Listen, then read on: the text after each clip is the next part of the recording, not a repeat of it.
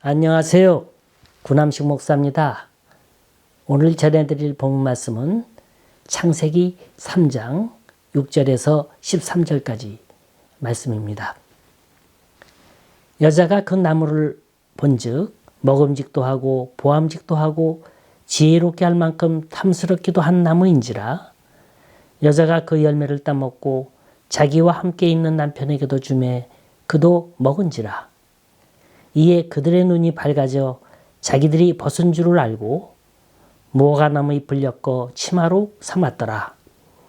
그들이 그날 바람이 불 때 동산에 거니시는 여호와 하나님의 소리를 듣고 아담과 그의 아내가 여호와 하나님의 낯을 피하여 동산나무 사이에 숨은지라.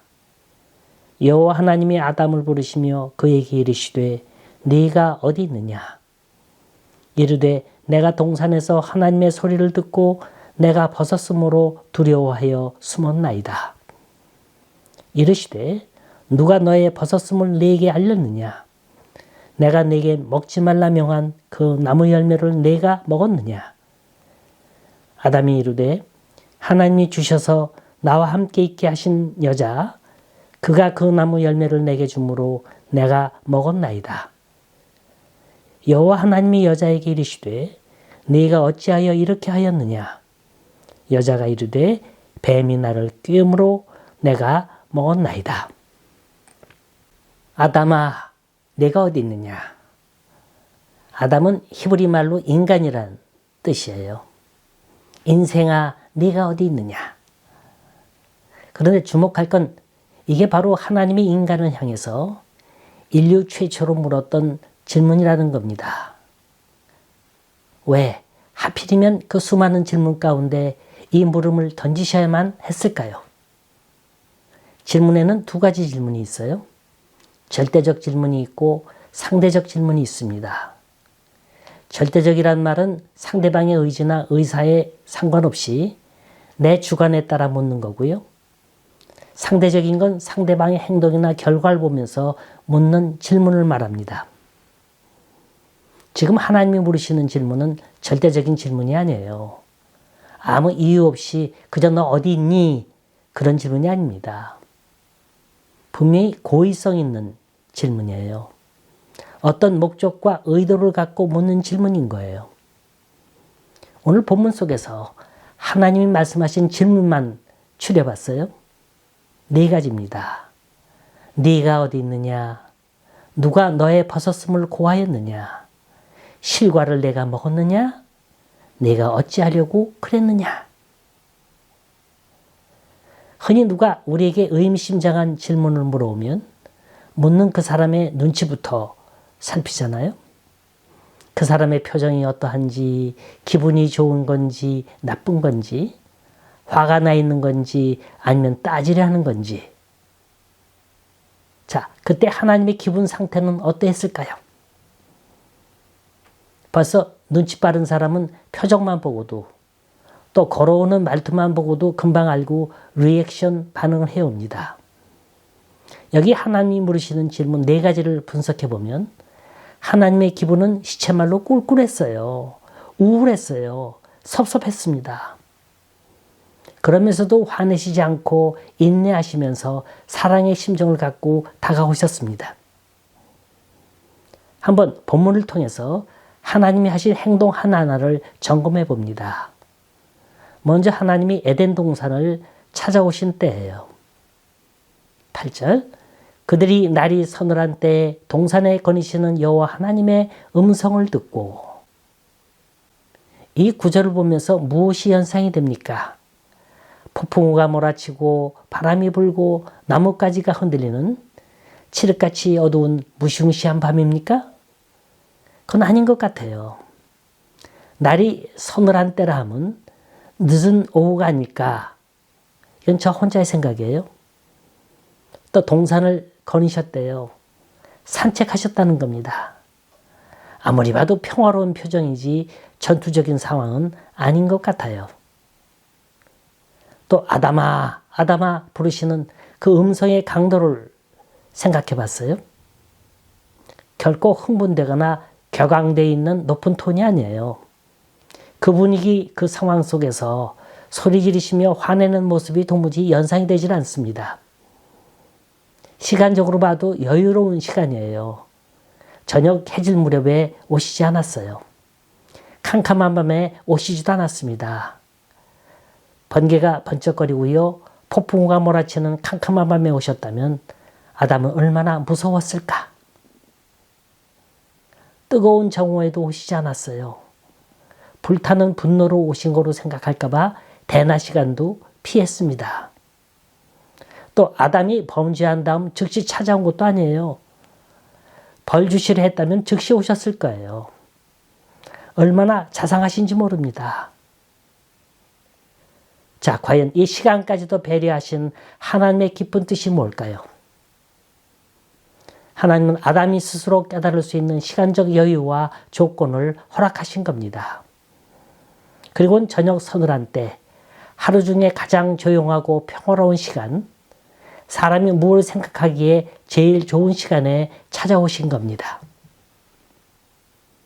문제는 그 하나님을 대하는 인간의 태도예요. God is so good인데 우리는 God is so bad로 만들고 있어요. 그 좋으신 하나님을 우린 나쁜 하나님, 두려운 하나님, 무서운 하나님으로 만들고 있다는 거예요. 아무개야 내가 여기 있다. 그러시는데 우린 불안한 거예요. 자꾸 칭얼거리는 거예요. 이게 누구의 잘못입니까? 뭐가 잘못된 건가요? 아담아, 내가 어디 있느냐? 몰라서 물으시는 거 아니에요. 너 지금 어떻게 된 거니? 어쩌다가 이렇게 됐니? 뭐가 잘못된 거니? 내 삶의 현주소, 내 신앙의 현주소를 묻고 계시는 겁니다. 어릴 때부터 백혈병을 앓고 있는 딸이 있어요. 목사님 가정입니다. 이 딸의 소원은 기적을 바라는 거예요. 기적밖엔 더 바랄 수가 없었어요. 그래서 네 소원이 뭐냐 물으면 기적밖엔 없습니다. 그러고 살았어요. 근데 정말 기적적으로 고등학교를 졸업할 때까지 그 병을 잘 참아내고 잘 이기고 살았습니다. 남들은 옷을 거의 벗다시피 하고 다닐 때 이 학생은 스웨터를 입고 다녔어요. 그러다가 좋아하는 남자친구가 생겼습니다. 아니, 여자보다는 남자가 더 좋아했어요. 그때까지 이 남자는 이 여자가 백혈병에 걸렸다는 사실을 알지 못했죠. 그러던 어느 날 남자친구가 사랑을 고백해오자 할 수 없이 이 여인이 입을 엽니다. 친구가 되는 건 좋은데 서로 사랑하지 않기로 하자. 만약 우리 사이에 사랑하는 감정이 생긴다면 서로 만나지 말자. 이렇게 약속을 합니다. 그런데 어디 그래요? 한참 나이에 둘이 자주 만나게 되니까 아주 깊은 사랑에 빠지게 됩니다. 그러면서 자연스럽게 이 여친이 백혈병에 걸려서 머지않아 죽게 된다는 걸 알게 됩니다. 이 여인은 고통스럽죠. 남들은 대학 다니고 젊음을 즐기고 있는데 자신은 병과 씨름하는 거예요. 그러자 남자친구가 결혼하자고 정식으로 프로포즈를 해옵니다. 여기서 두 사람 사이에 사랑의 줄다리기가 시작이 됩니다. 여자는 안 된다고 그러고 남자는 괜찮다는 거예요. 백혈병이 무슨 상관이냐. 네가 죽을 때까지 너의 곁에서 지켜주겠다. 이때 이 여인이 절규를 합니다. 하나님, 왜 내 인생이 여기서 이렇게 끝나야 합니까? 남들처럼 대학도 못 다니고 사랑하는 사람이 생겼는데도 이렇게 가슴 아픈 이별을 해야만 합니까? 그러면서 남자친구에게 그만 만나자고 해요. 근데도 남자는 끝내 결혼을 고집합니다. 물러설 수 없다는 거예요. 결코 헤어지지 않겠다는 거예요. 이러면서 세월은 가고 이 여인은 자신의 죽음이 임박해 온다는 걸 알고 자신의 현실을 있는 그대로 받아들입니다. 그리고 결혼을 성락해요. 그리고 자기 아버지가 심무하는 교회에 가서 무릎을 꿇고 기도를 합니다. 하나님 감사합니다. 내가 지금까지 살아있는 것만 해도 기적이고 사랑하는 남자를 만나 참 사랑을 알고 참 사랑을 받았으니 이보다 더 행복할 수 없습니다. 참으로 힘든 고통과 고독의 순간을 사랑이라는 선물을 통해서 통과하게 해주시니 정말로 감사합니다. 어때요? 찡하지요? 이 이야기는 A Walk to Remember라고 하는 흘러간 명화에서 나온 대사입니다. 문제는 여기에 있어요. 현실을 인정하라는 거예요. 사실을 사실대로 인정하는 순간 모든 게 다 축복이요, 은혜요, 하나님의 사랑이더라, 그 말입니다. 이걸 못하니까, 이걸 부인하니까 세상은 점점 힘들어지는 거예요. 사람이 다 미워지고 싫어지는 거예요. 나아가서 하나님마저도 모른다고 부인하고 맙니다. 어디 원래 하나님의 의도가 그런 거였나요? 아니에요. 처음부터 사랑이었어요. 처음부터 축복이었어요. 그 사랑을 깨닫는 순간 우리가 사는 세상은 복락원이 되고 그 사랑을 잃는 순간 이 세상은 실락원이 되는 겁니다. 우린 이 시간 복된 에덴 동산을 스스로 포기하고 실락원으로 만들어버린 인류의 조상 아담에게서 교훈을 얻고자 합니다. 아담아, 내가 어디 있느냐? 이 짤막한 하나님의 부르심에 어떻게 응답하시겠습니까? 첫째, 하나님의 부르심은 기회였어요. 아담아, 내가 어디 있느냐? 몰라서 물으시는 게 아니에요. 장소를 묻는 게 아닙니다. 지금의 태도를 묻는 거예요. 상태를 묻는 겁니다. 너 지금 어떤 상태에 있니? 하나님은 다 알고 계세요. 하지만 아담 스스로 깨닫길 바라는 의미에서 물으시는 거예요. 그리고 기회를 주시는 겁니다. 무슨 기회요? 스스로 알기를 바라고 스스로 고백하길 바라고 스스로 정직하기를 바라는 바로 그 기회인 겁니다. 인류 최초의 삶의 현장인 에덴 동산을 스케치해 봅니다. 아담과 하와는 하나님이 먹지 말라고 하신 선악과를 따먹었어요. 자, 이로 인해서 어떤 결과가 파장되는가 한번 보세요. 이들의 눈이 밝아졌습니다. 그래서 서로를 보니까 발가벗고 있는 거예요. 이들은 무화과 나무 잎으로 치마를 만들었고 부끄러움을 가렸습니다. 이것도 모자라서 나무 그늘에 가서 숨었어요. 그들은 더 이상 하나님 앞에 자신의 부끄러움을 노출시킬 면목도 용기도 서질 않았어요. 이것으로 하나님과의 밀월 관계는 끝난 거나 다름없는 겁니다. 자, 숨자, 피하자, 도망가자. 그러기만 하면 자신의 욕된 수치와 비밀을 숨길 수 있을 것 같았어요. 적당히 눈가림만 하면 능히 살아갈 수 있을 것 같았습니다. 이게 계산착오였다는 거예요. 하나님은 찾아오셨어요. 아담아, 내가 어디 있느냐? 이들은 깜짝 놀랐죠. 설마 하나님이 찾아오실 줄 몰랐죠. 이들은 뜻밖의 하나님의 방문에 소스라치게 놀랍니다. 그리고 고민을 하죠. 어떻게 해야 할까? 발가벗은 이대로 손들고 하나님 앞에 불려갈 건가? 아니면 나무 그늘에 그대로 숨어서 끝까지 버티고 항거할 건가? 아담과 하와에게는 이 순간이 일대 위기며 갈림길입니다. 그들은 나무 그늘 밑에서 숨어서 주저했어요. 하지만 언제까지 그렇게 숨어서 불꽃 같은 하나님의 눈을 피할 수는 없는 일인 거예요. 이들이 모든 걸 체념하고 하나님 앞에 나아갔을 때 하나님은 임시적인 그 거추장스러운 옷을 버리고 새로운 옷 양의 가죽으로 옷을 만들어 주시더라는 겁니다. 왜 인간은 이 축복을 모를까요? 왜 이 은혜와 사랑을 깨닫지 못하는 겁니까? 성경이 우리에게 가르쳐주고 있는 건 아주 간단한 거예요. 여러분, 기회가 올 때 붙잡으세요. 이 기회라는 구원의 기회요, 회개의 기회입니다. 여러분, 마음이 불안하십니까? 뭔가 나만이 지니고 있는 죄에 부끄러움이 있습니까? 어딘가 나 홀로 숨고 싶으신가요? 고독을 즐기고 싶습니까? 이때가 기회인 거예요. 그러면서 내 상태를 알리는 겁니다. 주여, 내가 여기 있습니다. 내가 부끄러워서 숨었습니다. 내가 두려워서 벌벌 떨고 있습니다. 하나님이 기회 주실 때 빨리 돌아오세요.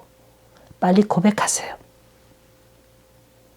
두 번째, 하나님이 기회 주실 때 조심해야 할 건 변명하지 말라, 핑계대지 말라는 겁니다. 일은 지가 좋아서 저질러 놓고 탓은 남에게 돌리는 거예요. 왜 내 탓입니다. 내가 잘못했습니다. 이렇게 말을 못하는 겁니까?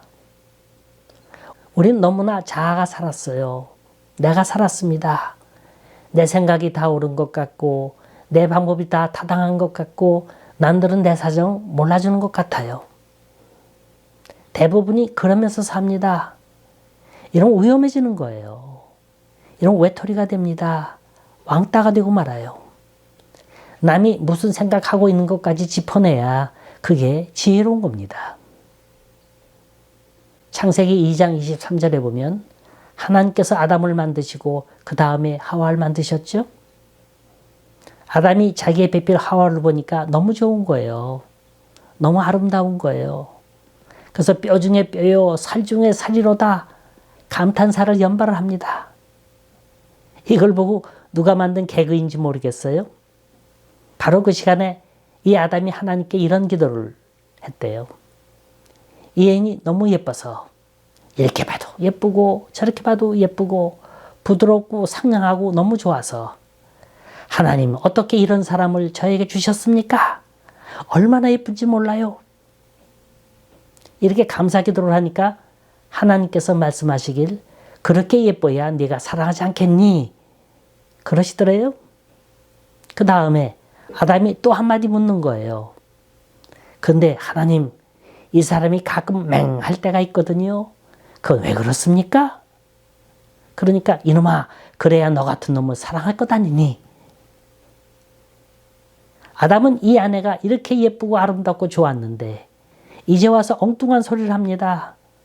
죄 짓고 나서 한다는 소리가 하나님께서 내게 주신 저 여자가 왜 저런 여자를 내게 주셔서 죄 짓게 만듭니까? 이게 말이 되는 소리입니까? 뼈 중에 뼈요 살 중에 살이라 말할 때는 언제고 이제 와서 하나님께서 내게 주신 저 여자가 나를 범죄케 했습니다. 변명하는 거예요. 마치 내 얼굴에 침 뱉는 거예요. 남에게 책임을 전가하면 자기의 정체성을 잃어버리게 됩니다. 이것처럼 미련한 거 없어요. 세 번째로 죄의 짐을 나눠지라는 거예요. 아내의 잘못이 있다면 남편이 나눠지라는 거예요. 자식이 깨닫지 못하고 죄짓고 있으면 부모가 나눠지라는 거예요. 욥을 보세요. 자녀가 모두 10명이에요. 아들이 7, 딸이 3입니다. 욥기 1장 1절을 보면 그는 순전하고 정직하여 하나님을 경외하며 악을 떠난 자라 그랬습니다. 또 5절에 보면 혹시라도 자녀들이 범죄할까 봐 그걸 염려해서 자녀의 수대로 번제를 드렸다고 했습니다. 또 바울 서신을 보면 너희가 서로 짐을 지라 그랬고요. 서신마다 그 첫머리에 내가 문안한다, 염려한다, 안부를 전한다는 말이 수없이 나옵니다. 예수님께서는 인류의 죄를 대신 지시기 위해서 십자가에 달리셨습니다. 기독교는 나눔의 종교예요. 아픔을 나누고 상처를 나누고 허물을 나누고 고통을 나누는 거예요. 나누다 보면 치유함이 돼요. 나누다가 보면 기적이 일어납니다. 이런 케이스가 있어요. 부인이 의사고 남편은 백수예요. 부인은 나름대로 열심히 일하고 병원을 살린다고 하다가 그만 가정생활을 등한시한 것 같아요. 남편은 혼자서 이리저리 방황하다가 그저 술도 먹어보고 약도 해보고 떠돌아다니다가 그만 에이즈에 걸렸습니다. 집을 나가 한참 만에 돌아온 남편을 보니까 그 아내가 기가 막혔어요. 남편을 탓하기 전에 자신의 책임을 먼저 물었습니다. 내가 한 남자의 아내로서 구실도 못하고 내가 할도리도 안 하고 병원 일이랍시고 거기에 열중하다가 이렇게 되었다고. 이건 당신의 잘못이기 전에 내 책임이라고 아주 통감을 했습니다. 내가 당신을 병들게 했는데 당신이 이대로 죽어간다면 나 혼자 살아서 무엇하리? 그 가책과 괴로움을 다 어떻게 감당하리? 당신이 간다면 나도 함께 따라갈 거야. 남들은 에이즈 환자라면 별거를 한다는데 이 여자는 오히려 잠자리를 같이 했습니다. 놀라운 건 이 여자는 절대로 에이즈에 감염되지 않는 거예요. 얼마 지나면서 보니까 남편도 병이 나아가는 거예요. 뜨거운 사랑에 에이즈균도 죽는 거예요. 이건 기적이에요. 사실 일어난 일입니다. 내가 잃어버린 낙원, 내가 잃어버린 가정 슬퍼할 일이 아니죠. 함께 아픔을 나눠지고 함께 슬픔을 같이 하면 거기서 에덴 낙원이 건설되는 거고 기적이 일어나는 겁니다. 마지막으로 죄 때문에 움츠리지 말고 하나님의 자녀로서 긍지 갖고 살라는 겁니다. 하나님이 원하시는 건 피하는 게 아니에요. 숨는 게 아니에요. 기죽지도 마세요. 물론 죄 지으면 두려워하게 돼 있어요. 숨게 돼 있고 멀리 도망가게 돼 있습니다. 그런데 이건 하나님이 원하시는 방법이 아닌 거예요. 이 세상에 완벽한 인간 어디 있습니까? 어떻게 인간이 하나님처럼 될 수 있겠습니까? 누구나 죄 지을 수 있는 거예요. 또 죄 짓고 살아요. 그렇다고 죄 때문에 움츠리고 살면 늘 그 모양 그 타령밖에 되지는 않습니다. 전혀 발전이 없어요. 이걸 털고 일어서야 하는 거예요. 미국 TV 톡쇼의 여왕이라고 할 수 있는 오프라 윈프리. 아시다시피 이 여인은 불행한 과거를 가진 흑인 여성이에요. 세상하였고 가난했고 몸도 뚱뚱했고 미혼모였어요. 어쩌다가 결혼도 않고 애까지 덜렁 낳아버렸습니다. 자, 이쯤 되면 참 불행한 여자죠. 그런데 미국인이 제일 좋아하는 방송인으로 남아 있습니다. 도대체 그 매력이 뭘까요? 그 원인이 뭘까요? 그녀의 생활 철학은 이런 겁니다. 첫째, 상처를 지혜로 바꿔라. 상처를 입었다면 좌절하지 말고 그걸 지혜로 바꿔라. 죄 지었다면 무서워하지 말고 그걸 고백하라. 두 번째, 매일의 경험 하나하나를 소중히 여겨라. 매일 보고 듣고 경험하는 걸 소중히 여겨라. 세 번째, 항상 모든 일에 감사하는 습관을 키우라. 절망하거나 원망하지 말고 구체적으로 감사하는 습관을 키우라. 그래서 그녀는 저녁마다 구체적인 감사의 조건을 늘어놓으면서 감사했답니다. 네 번째는 자신이 꿀 수 있는 가장 큰 꿈을 꿔라.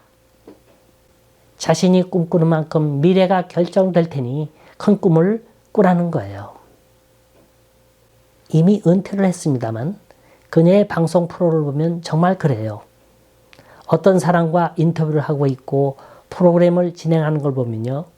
모두 이 원칙을 따르고 있습니다.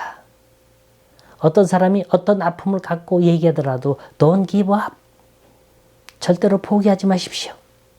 절대로 물러설 일이 아닙니다. 당신의 경험은 소중한 겁니다. 이게 그녀의 삶의 철학이었어요. 오늘의 결론은 간단합니다. 인생아, 내가 어디 있느냐?